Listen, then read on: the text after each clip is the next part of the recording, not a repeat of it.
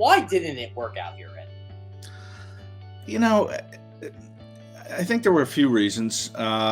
First, obviously he was compared to Justin Jefferson, and there was a lot of pressure put on him, and that's not his fault. But what could potentially be his fault, what I think is part of his fault, is he came in and he just didn't work hard enough. I think he was sometimes a little bit lazy in his work ethic, running patterns, didn't always follow through with them. I don't think he was real happy when he didn't get targeted during games.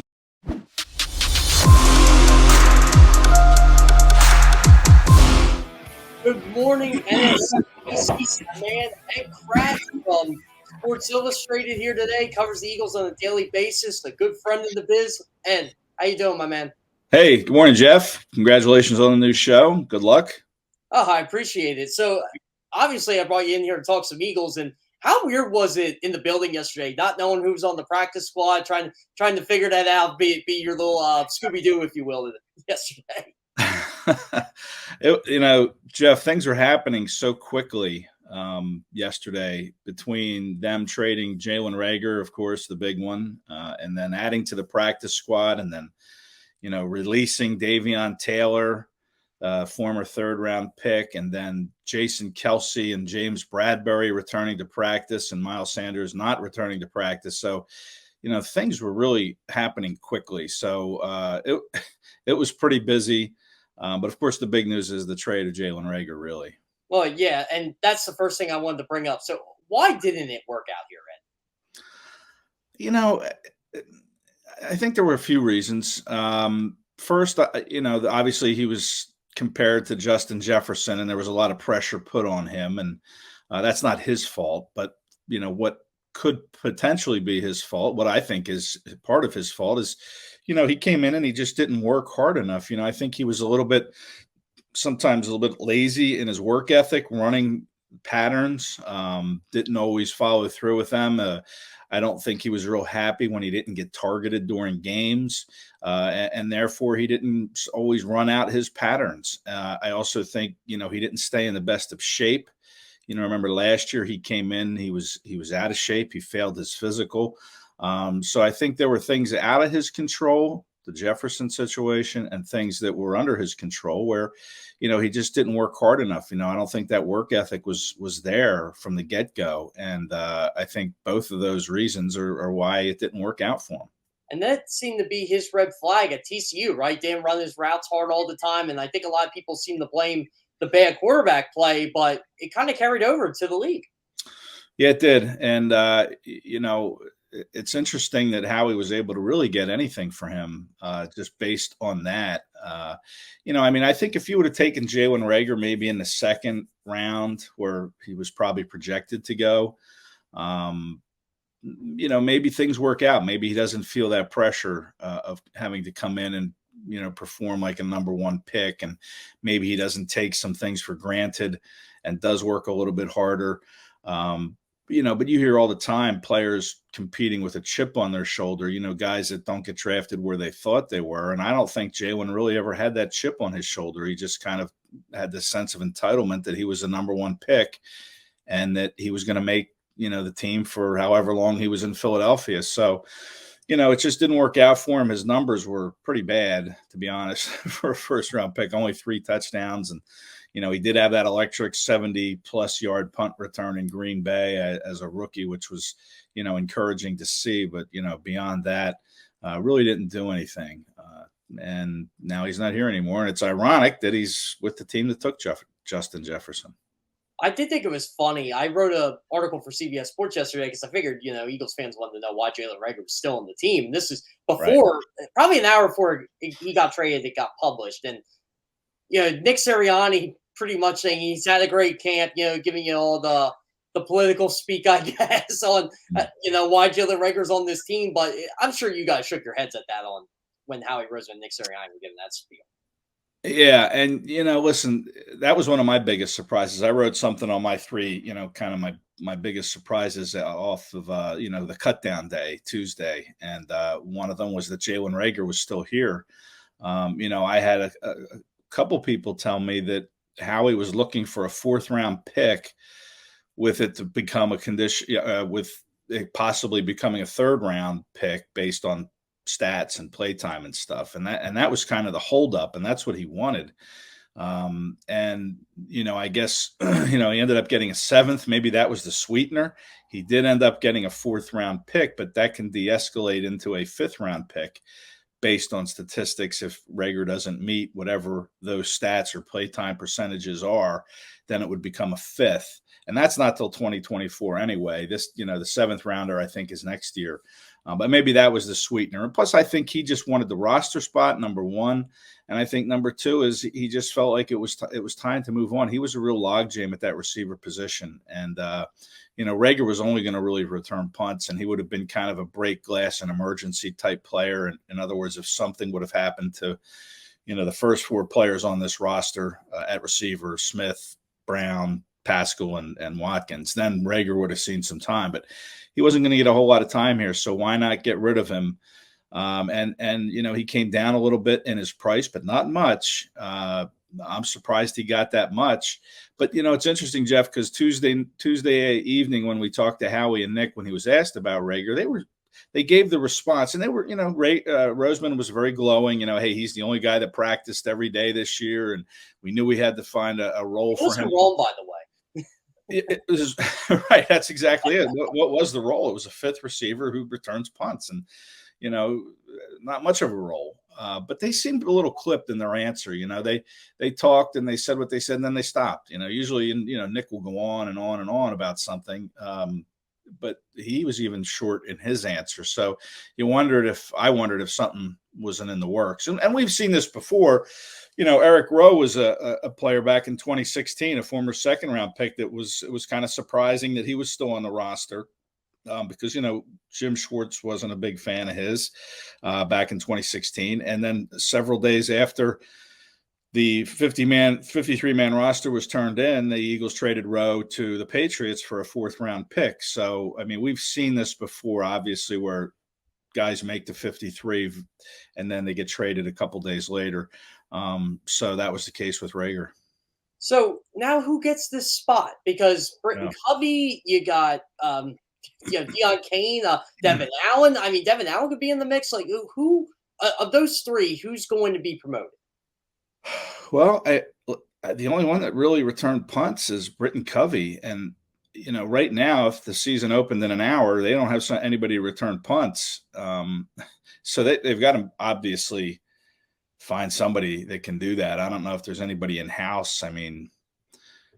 You're right. I'm not sure what they're going to do, but you wonder if they were really that excited about Covey or Allen or Kane. They're all on the practice squad. Why wouldn't they have just, elevated them yesterday after the trade and not risk losing them? If a team comes along and says, hey, we want to take Allen and add him to our 53, then he's gone.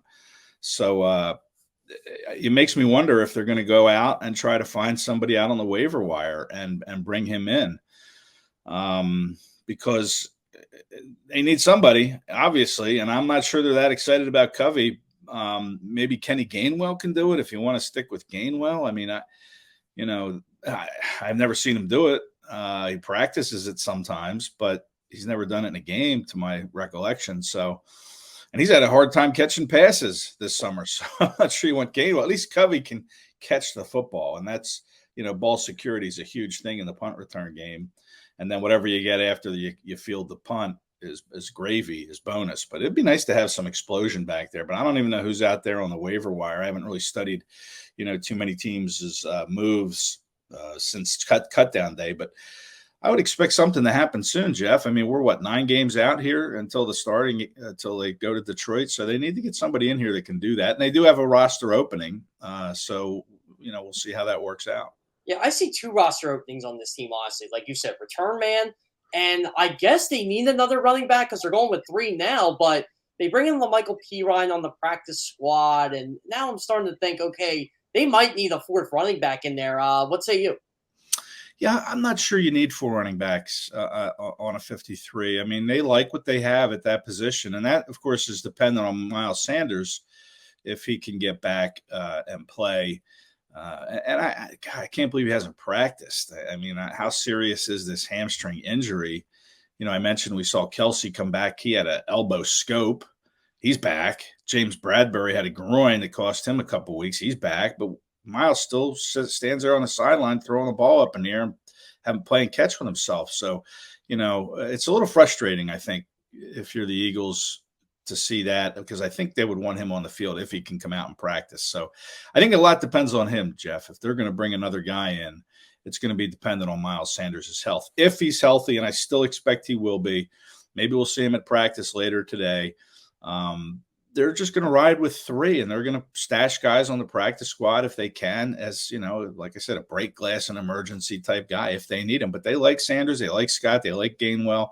And I think that's all you really need is 3 running backs. You don't need 4, because only, one of them's going to be inactive on game day, right? So, yeah. You expect all 3 of these guys, these running backs, to be inactive. I mean, Boston Scott wasn't active last year for his first game until the middle of October. So, I mean, yeah, we thought he was going to get cut at some point last year. Yeah. I mean, so yeah, I think they like what they have, and they're going to ride with it, and they're going to see what Sanders can give him in the final year of his contract.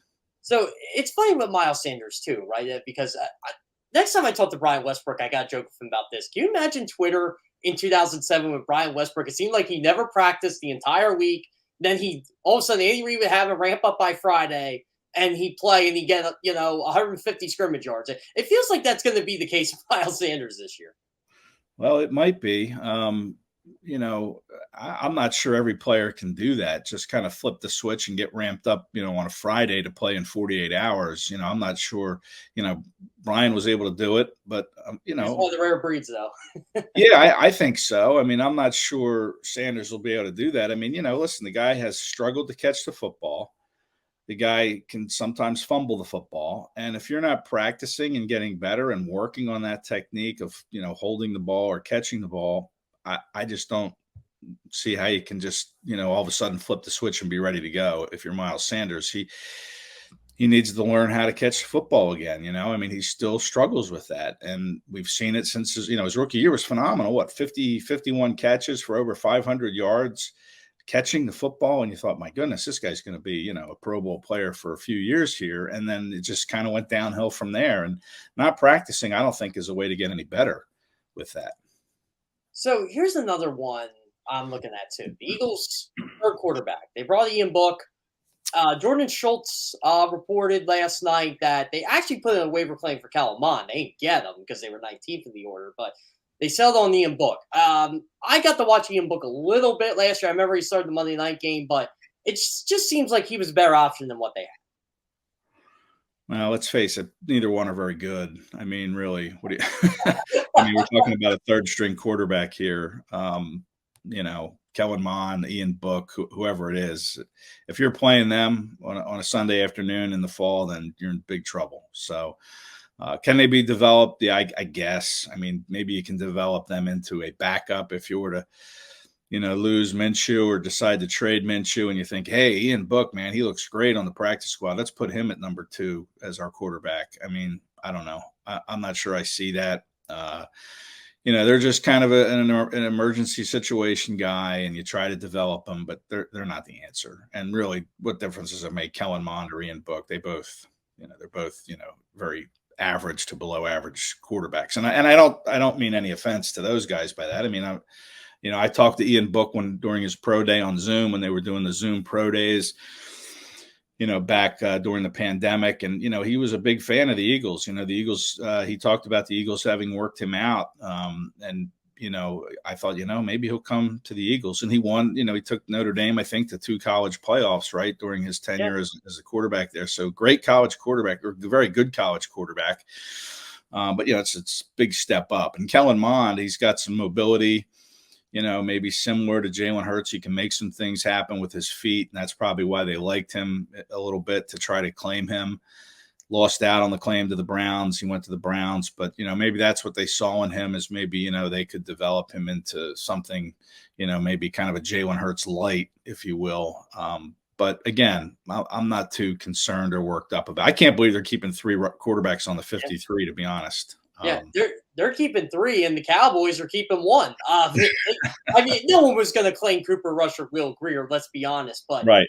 And they brought them back, right? Dallas did bring them back. Yeah, they brought him back. They're on the practice squad. But I'm thinking to myself, and a Cowboys writer pointed this out to me yesterday. Jeff, does it even matter if Dak gets hurt? Because, I mean, really, if he's hurt, they're done anyway. Yeah, exactly. So I'm looking at it as, okay, but they still have like $20 million in cap space, which brings me to my next point here.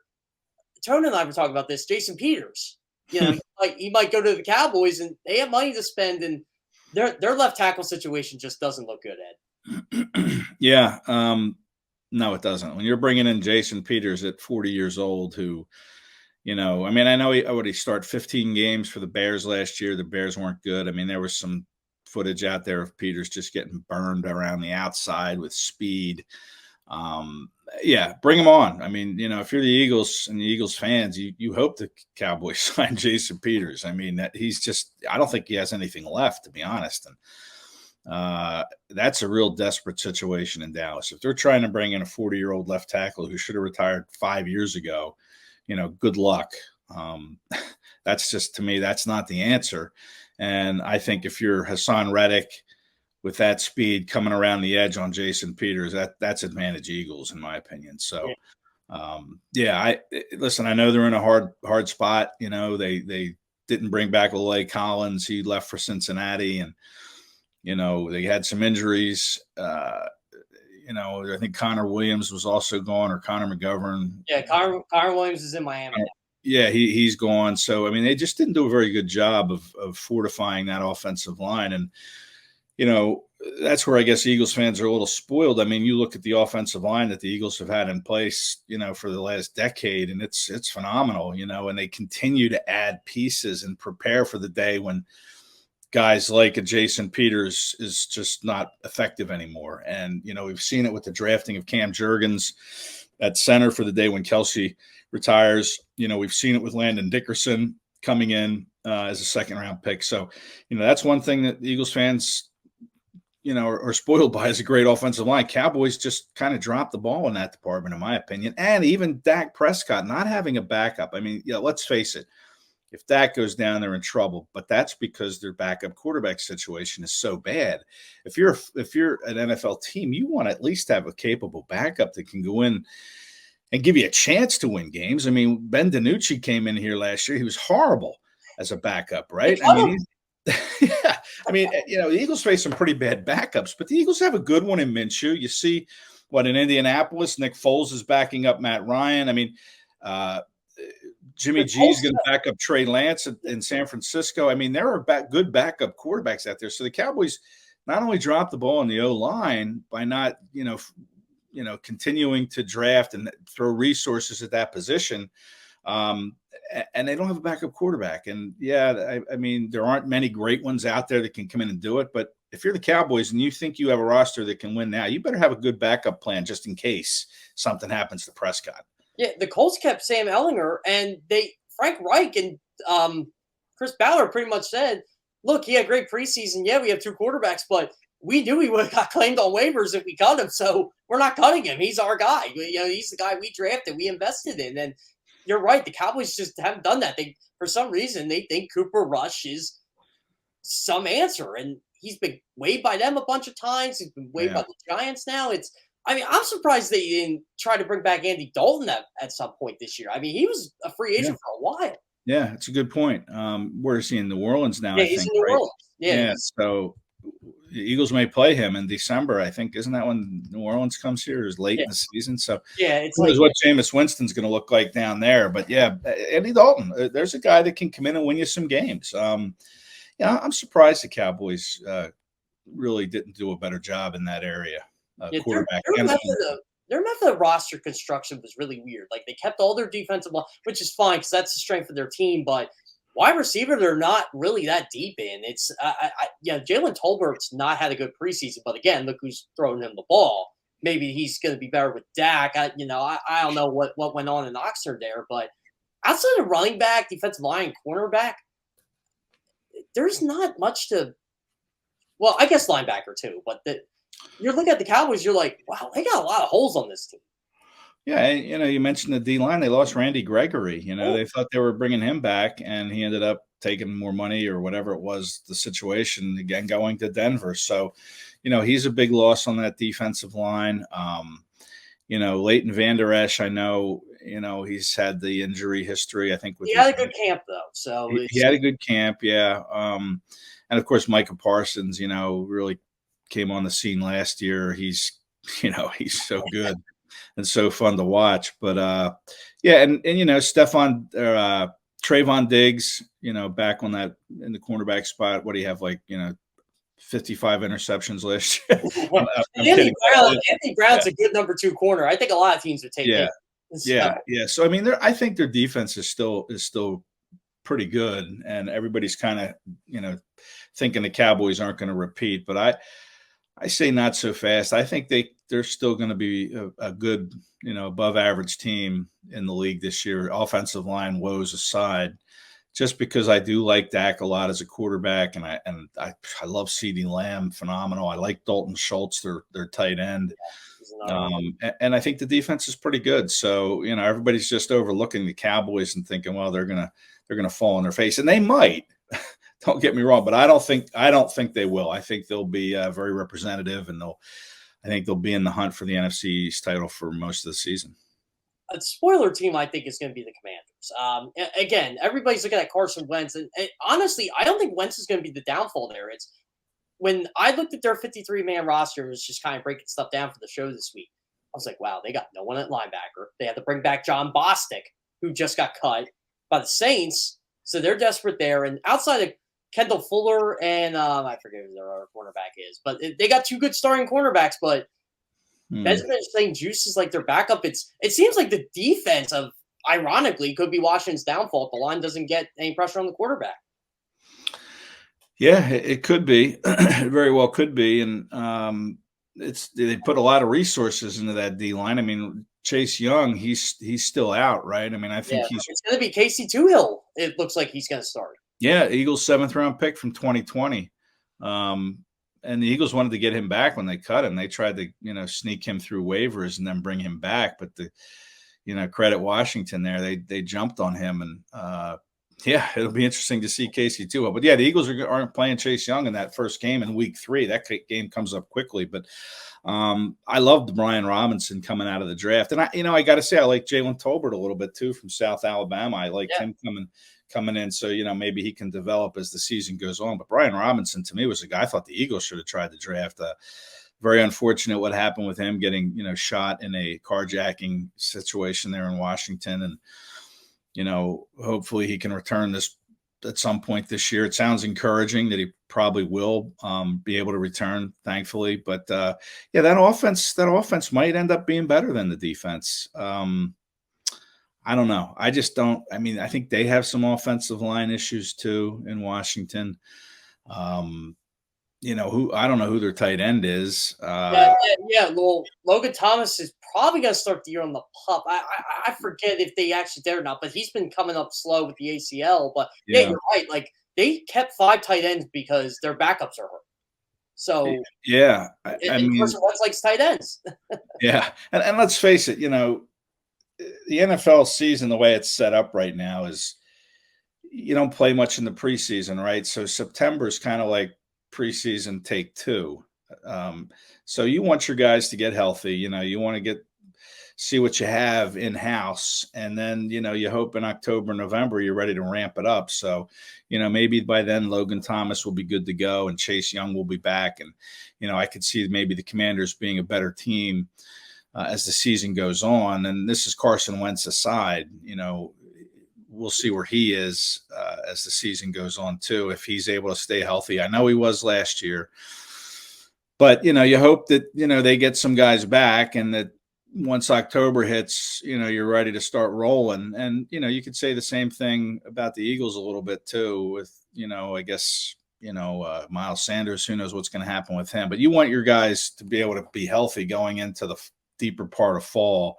And in September, you're just trying to figure out how to tackle, because you haven't done a whole lot of that. So we'll see what happens with the Commanders and, see who gets healthy once well, once we get into October. But the Eagles are going to play him in September, and they still have some issues. So that should be a game that the Eagles should, be able to get down to Washington and find a way to win, I would think. Oh, yeah, I would think so too. But all kidding aside, like if Carson Wentz, even with his flaws last year, complete 62% of his passes, 27 touchdowns, 7 interceptions. Yeah. If he does that, do the Commanders make the playoffs? He's always done a good job of not throwing a lot of interceptions. I mean, his ball security is pretty good. It's just other aspects, bad decision making or, terrible overthrows, on big downs, not being able to execute when he needs to, and maybe holding the ball too long or trying to do too much and try to run the ball. And that might have been good for Carson Wentz when he first came into the league, but here he is several injuries later, with the back and the knee and the concussion.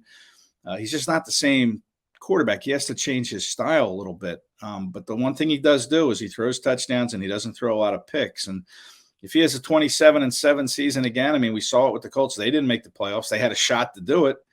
And he wasn't able to help them get it done. And of course, there were a lot of issues last year with the whole, vaccination thing. He tested positive for COVID, but he was able to play.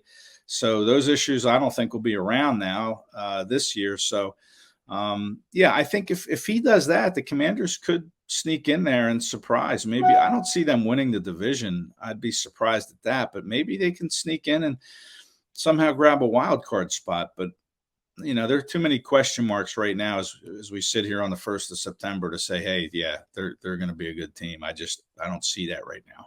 My biggest concern with him was last year. Remember when they beat the Patriots? It was on Saturday night, and they said Carson Wentz did a great job managing the game. I'm like, he went 5 for 12 for like 57 yards. I think it was I forget who said on the NFL Network, but I think it was the only time I yelled at the television last year. Like, come on, like this guy's making all this money, and you're going to tell me he was a great game manager because Jonathan Taylor had an MVP performance? Like he can't do that with Washington. Their receivers are too good for that to happen. I can't believe you've only yelled at the television once in your life, Jeff. I mean, I've yelled at the television, but this is last year. Oh, okay, yeah. You should watch me during a Phillies and Sixers game, man. Yeah, right. Yeah, I yell at the television quite a bit, but I don't know. I mean, do you want your quarterback to be a game manager to win games and only throw for however many yards he had? I mean, I think eventually you need your quarterback to win games for you, and if you're not. If you're not being efficient in the pass game, and that's one thing we'll see from the Eagles, you think, is they're going to try to throw this football this year, right? They brought in A.J. Brown.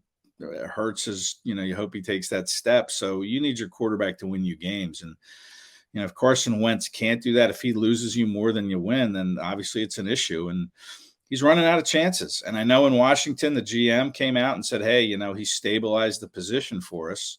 But it's the preseason, he didn't really do a lot. How can you tell that he has stabilized the position until the season gets started? We'll see. I mean, but he's got to carry his weight for Washington to try to get to where they want to go, which I guess is to the playoffs, right? That's every team's goal, win the division. So, I don't know. I mean, he's 29 years old, right? Carson Wentz now, which is hard to believe. But he's that old. I mean, he's going to be 30 in January. I mean, that's really crazy when you think he was just here not that long ago. It was 2 years ago. And here's the funny thing, Ed. He's the first – I didn't realize this. I was looking up some stuff like after he got traded to Washington. He is the first quarterback ever to start for 3 different teams in 3 consecutive seasons before he turned 30. Really? The only one? Yeah. They said this is since 1950, and I was looking pre that, and I'm like, whoa, I don't think there's been anybody, unless, something might happen in the 20s or something that they don't have a record of, but from how far they kept back, I was like, whoa, this is, like, how is that possible? Like, usually they're out of the league by now. It's good research by you. I mean, you're going back to the leather helmet days, right? No face mask. I mean, we're going back to Steve Van Buren here. Yeah, that's far enough back for me to say, wow. That's amazing that no quarterback's ever really done that. I thought Dave Krieg or someone or Boomer might have done it, but no. So it's 3 straight years starting for a different team before the age of 30. Yeah. Man, that's amazing. Starting in week one, which, I mean, I guess that's what happens. If you're a high draft pick, you get more chances. I guess in some situations, I mean, some quarterbacks don't have that, like I don't know why. I don't know what it is. I mean, I guess because when you look at that 2017 season, what he was able to do. I mean, that I guess still has some shelf life left. I mean, he was going to probably be the MVP of the league until the Eagles went to Los Angeles and he ripped up his knee. So maybe that's why. I mean, maybe you still look at that tape and you're like, wow, man, that guy made some plays. He made some throws, some Houdini acts, escaping pressure. But he's just not the same guy. I mean, that's what is amazing to me. First at Washington traded for him. I thought he was going to be stuck in Indy and maybe get released. But, Washington stepped in, guaranteed his contract, right? Paid his contract. So we'll see. It feels to me like it's his last chance. And maybe that will spur him on to thinking, hey, I have to play quarterback a little differently now. I'm not the same Carson Wentz at 24 when I first came into the league, or 23, however old he was. I have to, like we saw Randall Cunningham do it, right? Randall Cunningham was a scrambling quarterback. Injuries caught up to him. He went to Minnesota, had an MVP type year, right, with the Vikings. Took him to a couple more years in the league. Yeah, took him to the NFC title game. But that's because I think Randall was able to evolve his game. He became less of a scrambler and became more of a passer in the pocket. And you want to see Wentz make better decisions in the pocket and not be so quick to leave and see ghosts and whatever it is he sees and tries to force plays. You don't want to see that from him. You want him to see him take his game to a different level now, and become a different quarterback. Ed, I appreciate you coming on, my friend. This was a great conversation. Hope to have you on again in the future. Hey, thanks, Jeff. My pleasure.